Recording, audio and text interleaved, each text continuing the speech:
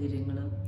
ചിലപ്പോൾ യുദ്ധം 1-2 രാജ്യങ്ങളിലാണ് നമ്മൾ കാണുന്നതെങ്കിലും അതിൻ്റെ ആഫ്റ്റർ എഫക്ട്സ് നമ്മുടെ ഓരോരുത്തരുടെയും രാജ്യങ്ങളിൽ അത് അഫക്റ്റ് ചെയ്യാറുണ്ട്, ഒന്നല്ലെങ്കിൽ വേറൊരു രീതിയിൽ. പക്ഷെ ഇവിടെയൊക്കെ നമുക്ക് രക്ഷ നൽകുന്ന ദൈവത്തിൻ്റെ വചനം മാത്രമേ ഉള്ളൂ. ആ കർത്താവിൻ്റെ വചനത്തിൽ വിശ്വസിക്കുമ്പോൾ, വചനം നമുക്ക് സമീപസ്ഥമായിരിക്കുമ്പോൾ, ആ വചനത്തെ നമ്മൾ വിളിച്ചപേക്ഷിക്കുമ്പോൾ നമുക്ക് വേണ്ടി ദൈവം അത്ഭുതം ചെയ്യുക തന്നെ ചെയ്യും. ഇന്ന് ഞാൻ പറയുന്നത് അപ്പസ്തോലപ്രവൃത്തിക്കകത്ത് നമുക്ക് കാണാൻ കഴിയും. യാക്കോബ്, പത്രോസിൻ്റെ സഹോദരനായ യാക്കോബിനെ തടവറയിലാക്കി അവനെ വാളുകൊണ്ട് കൊന്നു. അപ്പം ഈ ന്യൂസ് കേട്ടിട്ട് പത്രോസിനെ അവർ പിടിച്ചുകൊണ്ട് പോയി. എന്തിനാ പിടിച്ചുകൊണ്ട് പോയെന്ന് ചോദിച്ചാൽ, യാക്കോബിനെ കൊന്നത് എല്ലാവർക്കും സന്തോഷമായി എന്ന് കേട്ടിട്ട് അവർ പത്രോസിനെ പിടിച്ചുകൊണ്ട് പോയി. പത്രോസ് 4 ചേവകന്മാരുടെ നടുവിൽ കാരാഗ്രഹത്തിനകത്ത് ബന്ധിക്കപ്പെട്ടവനായിട്ട് അവിടെ കിടക്കുന്നു.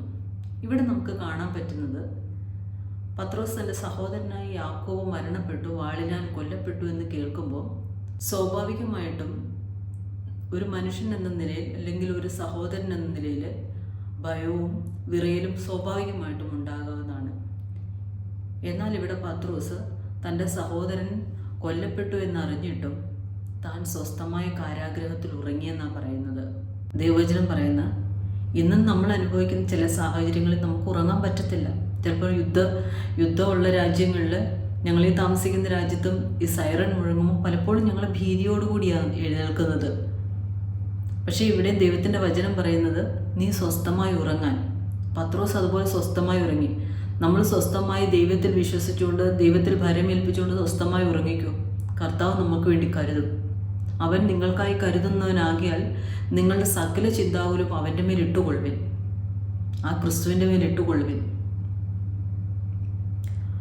പിന്നീട് നമുക്ക് കാണാൻ പറ്റുന്നത്, ദൈവത്തിൻ്റെ ദൂതൻ പത്രോസ് ഉറങ്ങുമ്പോൾ നല്ല ഉറക്കത്തിലാണ്. ആ ഉറക്കത്തിൽ വന്നിട്ട് അവനെ തട്ടി ഉണർത്തിയിട്ട് പറയുന്നു, നീ അരമുറുക്കി ചെരുപ്പിട്ട് ഞാൻ പറയുന്നിടത്തേക്ക് പോകാൻ. പക്ഷേ പത്രോസ് അറിയുന്നില്ല, ആ ഉറക്കത്തിൽ തൻ്റെ ആ മയക്കത്തിൽ തന്നെ പത്രോസ് ദൂതൻ്റെ കൂടെ പോവുക. അവിടെ 1-ാം കാവലും 2-ാം കാവലത്തിന് പുറത്തുള്ള ഇരുമ്പ് കവാടവും അവന് സ്വതമേ തുറന്നു വന്നു എന്നാണ് വചനം പറയുന്നത്. ആരും തുറക്കാതെ തന്നെ അത് തുറന്നു വന്നു. അങ്ങനെയാണെങ്കിൽ ഇന്ന് നമുക്ക് വേണ്ടി പ്രാർത്ഥിക്കുന്ന ഒരു കൂട്ടം ജനമുണ്ടെങ്കിൽ നമുക്ക് വേണ്ടി കർത്താവ് അത്ഭുതം ചെയ്യും. നമ്മളുടെ പിന്നിൽ പ്രാർത്ഥിക്കുവാൻ ഒരു സഭയുണ്ട്, പ്രാർത്ഥിക്കാൻ മാതാപിതാക്കളുണ്ടോ, സഹോദരങ്ങളുണ്ടോ, പ്രിയപ്പെട്ടവരുണ്ടോ, കൂട്ടുകാരുണ്ടോ, നമുക്ക് വേണ്ടി വാതിലുകൾ തുറക്കും. നമ്മൾ സ്വസ്ഥമായി ഉറങ്ങാൻ പറ്റുമോ? ദൈവസന്നിധിയിൽ സ്വസ്ഥമായി ഉറങ്ങിയാൽ, സ്വസ്ഥമായി ഉറങ്ങുക മീൻസ് നമ്മൾ വേറൊന്നും ചിന്തിക്കുക എന്നുള്ളതല്ല. നമ്മൾ ആ കർത്താവിനെ ഭരമേൽപ്പിച്ചിട്ട് കർത്താവിൻ്റെ ആ മാറിലൊന്ന് ചാരിക്കിടന്നേ നമുക്ക് വേണ്ടി ദൈവം അത്ഭുതം ചെയ്യും.